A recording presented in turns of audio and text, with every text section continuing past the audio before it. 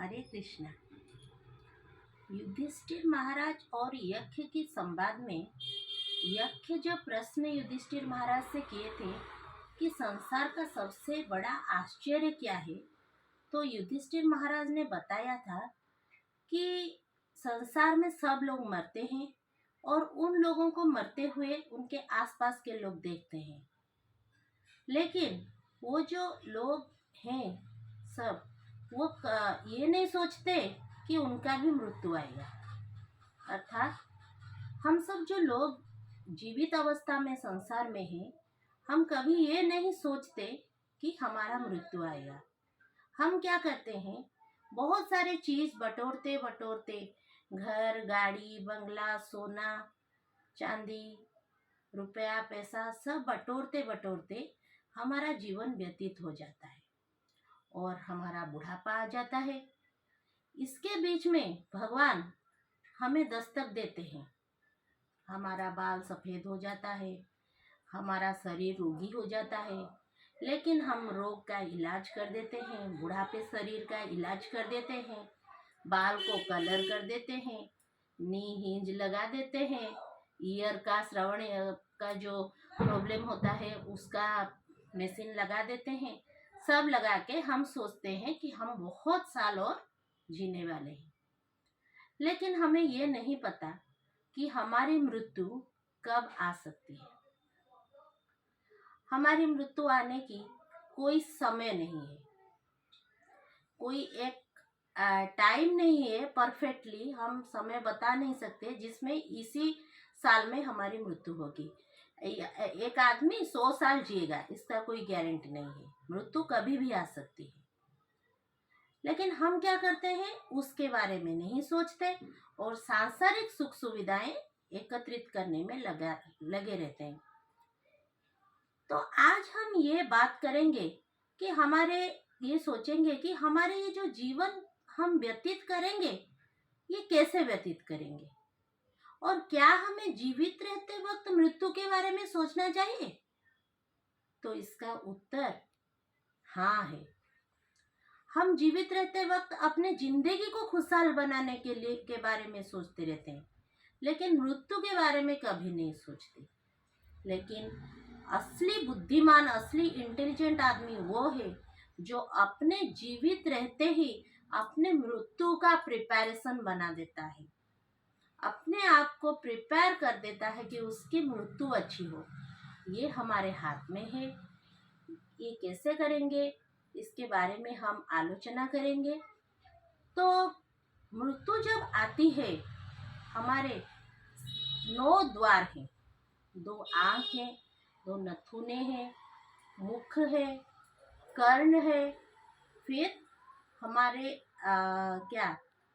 मल द्वार और मूत्र द्वार है। ये सब इंद्रियों के ये सब जो द्वार हैं, किसी एक द्वार के माध्यम से आत्मा चला जाता है। तो आपने देखा होगा कि किसी के पिताजी चले गए तो उनका आंख खुली की खुली रह गई, तो वो आंख के द्वारा वो आत्मा गया है। जैसे कार में बैठे लोग कभी आगे के द्वार से निकलते हैं, कभी पीछे के, बाईं दाईं, इसी तरह शरीर में 7 द्वार के माध्यम से आत्मा निकलती है। और जब आत्मा निकलती है तो 80,000 बिच्छू जब डंक मारते हैं शरीर को एक साथ, उसी तरह शरीर को कष्ट होता है। यम के दूत आकर जब आत्मा को शरीर से निकाल कर लेते हैं तो 80,000 बिच्छुओं को एक साथ डंक मारने की समय जो कष्ट अनुभूति होगी, इसके बारे में आप सोच भी नहीं सकते। ये सब चीजें आप मेरी झूठी मानेंगे, क्योंकि आपने इसके बारे में हमारे शास्त्र से नहीं पढ़ा। हमारे सारे शास्त्र में जैसे कि भागवत जी हैं, गरुड़ पुराण है, ये सब बारे में, इन सब के बारे में विशद वर्णन है। तो अपने जीते जी हम अपने शास्त्रों को पढ़ना चाहिए। तो क्या होता है, तो इसी तरह कष्ट से आत्मा निकलती है, निकलकर उसी स्थान पर 10 दिन तक उसी घर में रहता है। उसके बारे में कभी आगे के वीडियो में हम विशद वर्णन करेंगे कि क्यों रहता है। लेकिन अभी का जो उद्देश्य है वीडियो का, वो है कि हम अपने मृत्यु के बारे में, मृत्यु को अच्छी बनाने के बारे में कैसे सोचेंगे जीवित रहते वक्त। तो जो यमदूत आते हैं वो बड़े भयावह होते हैं, वो आत्मा को खींच कर निकालते हैं। 10 दिन तक आप सोच रहे होंगे कि ये सब, तो आप ज्यादा हॉलीवुड बॉलीवुड आज के बच्चे देखते हैं तो ये सब उनको झूठी बात लगेगी। तो आप सोचिए, गीता में भी है, हम अपने गीता क्लास में भी इसका डिस्कशन करेंगे। जब एक व्यक्ति का मृत्यु हो जाता है तो मृत्यु के वक्त वो शरीर उसी तरह है, तो उससे क्या चला जाता है? लोग बोलते हैं कि वो चला गया। कहाँ चला गया? वो तो वही है। तो क्या चला गया? क्या ऐसे चीज चला? मैं अपने एक एपिसोड में भी इसके बारे में बात की थी। तो क्या चला गया? जो शरीर को उस शरीर को एक दिन रख देने से उससे दुर्गंध आने लगती है, तो वो जो चला गया वो है आत्मा। रह जाता है जिसको हम अपने लेते हैं उसका दाह संस्कार करने के लिए, वो है हमारा जो पंच तत्व से बना ये शरीर। इसको हम जला देते हैं, दाह कर देते हैं। लेकिन और एक इस शरीर के अंदर और एक शरीर है, वो है सूक्ष्म शरीर। वो बना है किससे जानते हैं आप? वो 3 तत्वों से बना है, मन, बुद्धि और अहंकार। ये सब बारे में हमारे शास्त्र में विशद वर्णना है। लेकिन हम दुख की विषय है कि हमारे विद्यालय के जो सिलेबस है उसमें ये इस बारे में पढ़ाया नहीं जाता। हमारे माता पिता भी हमको इसके बारे में पढ़ने के लिए नहीं बोलते, तो इसलिए हम ये नहीं जान पाते। तो आप इसके बारे में खुद पढ़िए। मेरी वीडियो की यह उद्देश्य नहीं है कि मैं आपको प्रवचन दे के बहुत बातें बताऊंगी, क्योंकि मुझे खुद भी इतना ज्ञान नहीं है। लेकिन आप अगर उस शास्त्र को पढ़ेंगे तो आप बहुत चीजें जान सकेंगे। उसमें क्या क्या सब विशद में वर्णना है। तो क्या होता है, यमदूत लेके जाते हैं यमपुरी तक। 10 दिन तक वो आत्मा रहता है। उसका जब 10 दिन के बाद जो श्राद्ध किया जाता है, वह एक शरीर बनता है, जिस शरीर को लेकर यमदूत जाते हैं। और जिस रास्ते में जाते हैं वो बहुत भयानक और कष्टदायक होता है। कहीं पर बहुत तपती धूप होती है, कहीं पर बहुत सर्दी होती है, कहीं पर पत्थरों की वर्षा होती है। इस रास्ते में उस जो आत्मा है उसको यमदूतों के साथ यमपुरी तक लेके जाते हैं। तो ये जो रास्ता है ये बहुत लंबी रास्ता है, 10.5 लाख किलोमीटर की आसपास की रास्ता है पृथ्वी से। तो 1 साल लगता है, 348 दिन, यानी पूरे 1 साल के लगभग लगता है। तो साल भर भी उसके लिए हमारे शास्त्र में उसके बारे में जो श्राद्ध क्रिया के बारे में बताया गया है।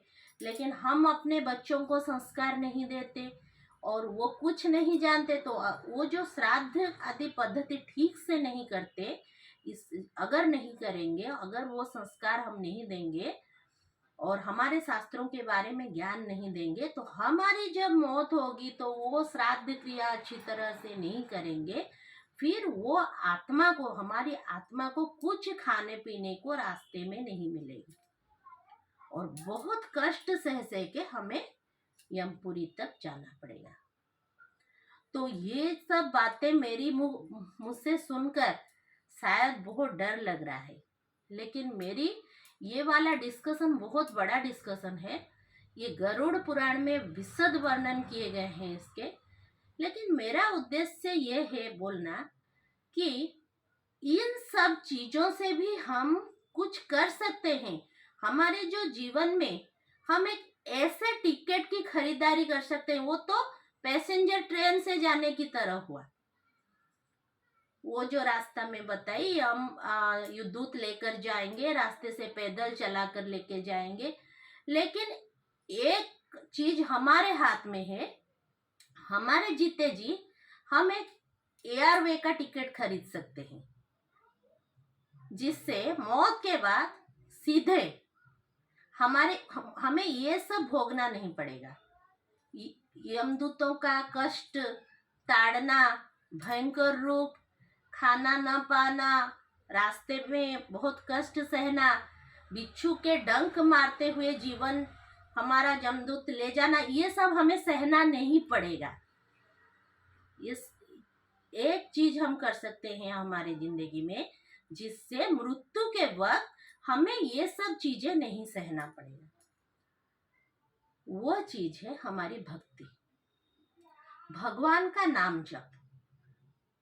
तो अगर हम भक्ति के मार्ग में आएंगे, भगवान के नाम जप करेंगे, इसी संसार में रहकर ये जो हमें मनुष्य का सुंदर शरीर प्राप्त हुआ है, उसका उपयोग करके जीवन भर अगर हम भगवान के नाम लेंगे, तो जब हमारी मौत होगी वो बहुत आसान होगी, और भगवान के दूत आएंगे और उनके विमान से हमें सम्मान सहित हमारी आत्मा को भगवत धाम लेके जाएंगे। तो ये भक्ति करना बहुत जरूरी है। मनुष्य जीवन हमें प्राप्त हुआ है, मतलब हमें भक्ति के मार्ग से हम खुद को और अपने जो प्रियजन है उन सबको जुड़े रहना चाहिए। क्योंकि हम तो भोग विलास में अपना जीवन व्यतीत कर रहे हैं, एक दिन ये जीवन खत्म हो जाएगा, लेकिन वो जो मौत आएगी और उस मौत के बारे में, उसके बाद के बारे में जो हम नहीं सोच रहे हैं, वो जो हम यहाँ पर इकट्ठा किए हैं ना, उसकी कोई हमें उस दुनिया में हमें लाभ नहीं पहुंचाएगी। ये जो धन हम यहाँ पर इकट्ठा किए हैं, गाड़ी बंगला, वो कुछ भी हमें वहां पर सहयोग नहीं करेंगे। और हम अगर अपने बच्चों को ये वाला संस्कार नहीं देंगे और वो हमारे क्रिया कर्म आदि अच्छी तरह से नहीं करेंगे, तो हम उस दुनिया में जाकर हमें बहुत कष्ट मिलने वाला है। तो आप लोगों से यह अनुरोध है कि अपने जो जीवन हमें मिला है, इसमें बहुत ज्यादा भगवत नाम का जाप कीजिए, भगवान के साथ जुड़े रहिए। मुझे कुछ लोग पूछते हैं कि हम क्या सारा घर द्वार छोड़कर ऐसे बाबा जी बनेंगे? नहीं नहीं, भगवान कहीं पर, आप अपने शास्त्रों को नहीं पढ़ते, यही प्रॉब्लम है। कहीं पर शास्त्र में नहीं लिखा गया है कि आपको घर द्वार छोड़कर जाना पड़ेगा कहीं पर भगवान को प्राप्त करने के लिए, कहीं नहीं लिखा है। जो अर्जुन है और भगवान के जो पांडव हैं, भगवान जिनके साथ थे, वे तो सब गृहस्थी थे ना। लेकिन हमारा क्या कर्तव्य है कि कैसे हम भगवान के साथ जुड़े रह सकते हैं, ये हम अपने अगले वीडियोस में आलोचना करेंगे। लेकिन आप इतना जान लीजिए कि भगवान के साथ एक संबंध बनाना है और भगवान के साथ जुड़े रहना है। इसी घर में, इसी कर्म क्षेत्र में जहां पर हम काम करते हैं, वो काम सब चलेगा, घर का काम सब चलेगा, घर का सब दायित्व चलेगा, बच्चों के प्रति, पति के प्रति, पत्नी के प्रति, माँ बाप के प्रति, सबके प्रति हम अपना कर्तव्य करते रहेंगे। लेकिन उसके बीच हम भक्ति में होंगे। उस सब के बारे में मुझे जितना ज्ञान प्राप्त है अपने गुरु वर्गों से, संत वर्गों से, ग्रंथों से, मैं आपको छोटी छोटी सहज आकार में मैं आपको अपने वीडियो बनाकर बताऊंगी। लेकिन मेरी प्रार्थना है कि ये जो जीवन आपको मिला है, इसका उपयोग कीजिए। मनुष्य शरीर मिला है, भगवान के साथ जुड़िए, अपने आप का एक संबंध बनाइए भगवान के साथ और बहुत नाम जप करिए। आप बस नाम जपते रहिए, हरे कृष्णा कृष्ण कृष्णा हरे हरे, हरे राम राम राम हरे हरे। ऐसे नाम मन में ऐसे जपते रहिए, तो वो आपको ठीक रास्ते पर ले चलेंगे। और मेरी आशा है मेरी वीडियो देखने के बाद आप इसके बारे में सोचेंगे और ज़्यादा जानने के लिए आप ग्रंथों को पढ़ेंगे। गरुड़ पुराण पढ़िए, आप भगवत गीता पढ़िए, भागवत जी पढ़िए, सब में इसके बारे में वर्णन है। आप अपने शास्त्रों को पढ़िए। इसी निवेदन के साथ मैं आज की वीडियो समाप्त करती हूँ यहाँ पर। मेरी आशा है कि आपको मेरा ये वीडियो पसंद आएगा और आगे के जब वीडियो के एपिसोड आएंगे उसमें मैं भक्ति के बारे में जो कुछ मुझे ज्ञान प्राप्त है मैं विशद में वर्णन करूँगी, जो आपके भी काम में आएगा। तब तक के लिए हरे कृष्णा, हरि बोल।